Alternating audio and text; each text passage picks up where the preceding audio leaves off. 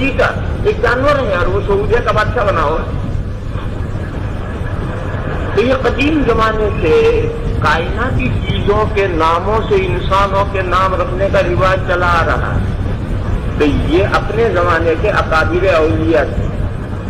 ان کے دنیا سے گزرنے کے بعد شیطان نے کس طریقے سے ان کی پرستی شروع کروائی، یہ سب مضمون تفسیروں میں ان آیت کے تحت میں لکھا ہوا ہے.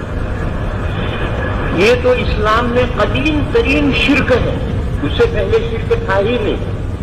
معلوم ہوا کہ جب انسان گمراہی میں پھنستا ہے تو حقیقی خدا کو چھوڑ کر مظاہر پرستی کا شکار ہوتا ہے. اور مظاہر پرستی میں سانپ کو بھی پوجتے ہیں، شیر کو بھی پوجتے ہیں، سورج کو بھی پوجتے ہیں. لیکن جو اصل شرک شروع ہوا ہے، مظاہر پرستی شروع ہوئی ہے، وہ اولیاء پرستی سے شروع ہوئی. پھر اولیاء کے علاوہ دیگر نافع اور ذات چیزوں کو بھی لوگ پوجنے لگے. لیکن اصل جو گمراہی شروع ہوئی ہے وہ اولیاء پرستی سے ہوئی ہے، مردہ پرستی سے. مردہ پرستی یہ اولیاء سے میں نے ذرا اور آگے بڑھا ہے.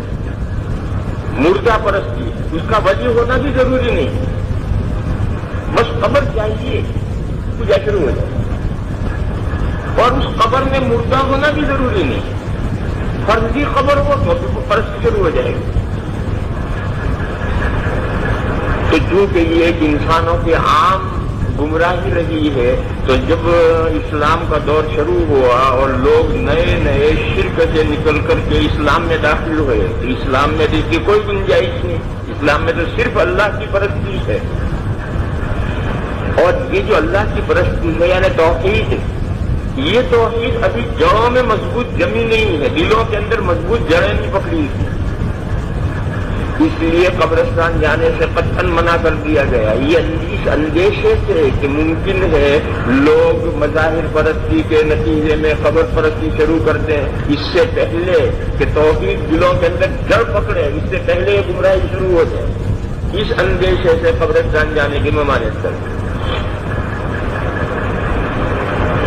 پھر جب لوگ اسلام میں پکے ہو گئے، عقائد اسلامیہ لوگوں کے دلوں میں پختہ ہو گئے، جڑیں پکڑ گئے، تو ایک دوسری مصلحت کو پیش نظر رکھ کر کے قبرستان جانے کی اجازت دی گئی. نئے کی اجازت دی گئی بلکہ ترغیب دی گئی. وہ دوسری مصلحت کیا ہے؟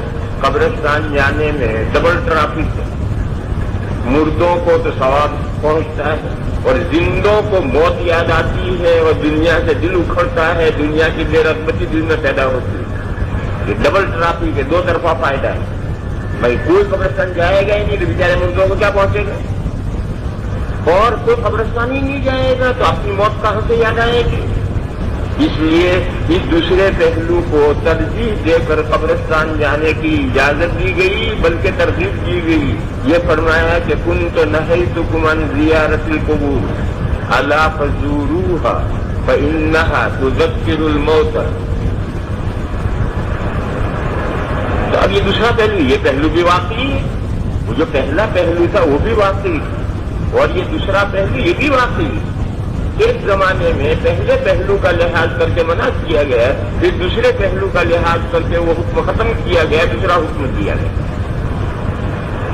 اسی طریقے پر سمجھو رفع دین میں دونوں پہلو ہیں، حرکت ہونے کا پہلو بھی ہے اور تعظیم فعلی کا پہلو بھی ہے. شروع اسلام میں تعظیم فعلی والا پہلو ملحوظ رکھ کر کے نماز میں رفع دین کی اجازت دی گئی. نہ صرف اجازت دی گئی بلکہ عملی طور پر کر کے تعلیم دی گئی، اور پوری نماز کے ہر رفع و خفض میں، ہر انتقال میں تکبیر کے ساتھ رفع دین بھی کیا جاتا تھا.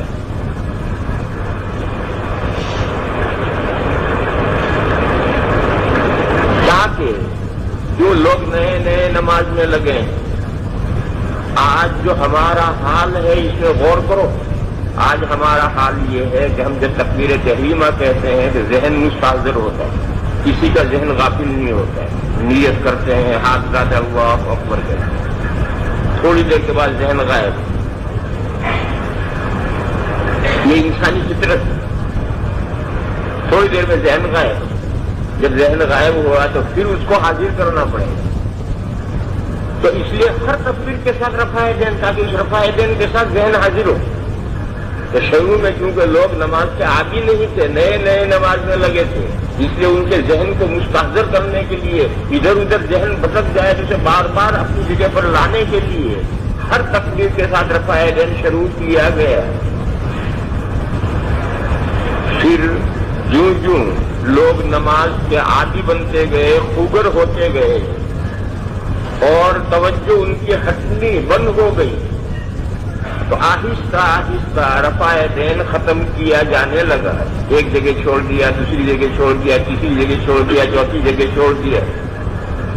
اب دوسرا پہلو پیش نظر رکھا گیا، اور دوسرا پہلو کیا ہے کہ رفع حرکت ہے، اور حرکت نماز کے منافی ہے، لہذا اب اس پہلو کو ملحوظ رکھ کر کے رفع دین ختم کیا گیا۔ یہ بات اختلافی نہیں، اتنی بات اجماعی ہے۔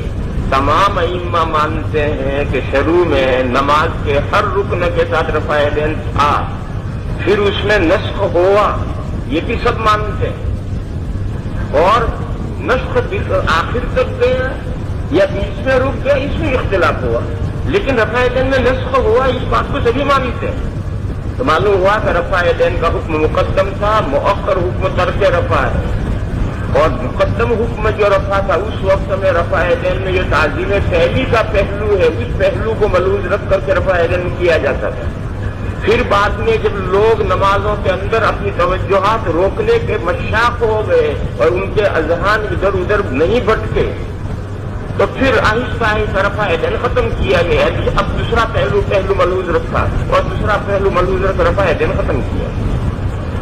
یہاں کسی طالب علم کے ذہن میں سوال پیدا ہو سکتا ہے کہ آج بھی تو ہمارے ذہن بھٹکتے ہیں، لہذا ان کو حاضر کرنے کے لیے رفع دین ہونا چاہیے۔ اس کا جواب یہ ہے کہ آج بھی تو لوگ قبرستان میں جا کر خرافات کرتے ہیں، لہذا منع کرو کہ آپ کوئی قبرستان میں جائے، سب جاہل ہو گئے ہیں، ان کو قبرستان نہیں جانا چاہیے۔ نہیں، ایسا نہیں ہوگا۔ وہ جو اب حکم ختم ہو گیا، اب تو ہر ایک قبرستان جائے گا، وہ جو گمراہ ہوگا وہ جائے گا۔ کہ چونکہ اب بہت سی بڑی تعداد مسلمانوں کی جاہلوں کی ہے، قبرستان میں جا کے طرح طرح کے خرافات کرتے ہیں، لہذا ہم پہلا حکم لے آئے، ہمارے بس کا نہیں، یہ حکم ہمارے بس کا نہیں۔ اگر شریعت نے اس حکم کو معلل بالعلت کیا ہوتا کہ جب جب یہ علت پائی جائے حکم رہے، یہ علت مرتفع ہو جائے، حکم مرتفع ہو جائے، تو ہم ایسا کر سکتے تھے، لیکن جب پہلے حکم کو ختم کر کے دوسرا حکم دے دیا گیا تو ہم پہلے حکم کو لوٹا کر نہیں لا سکتے۔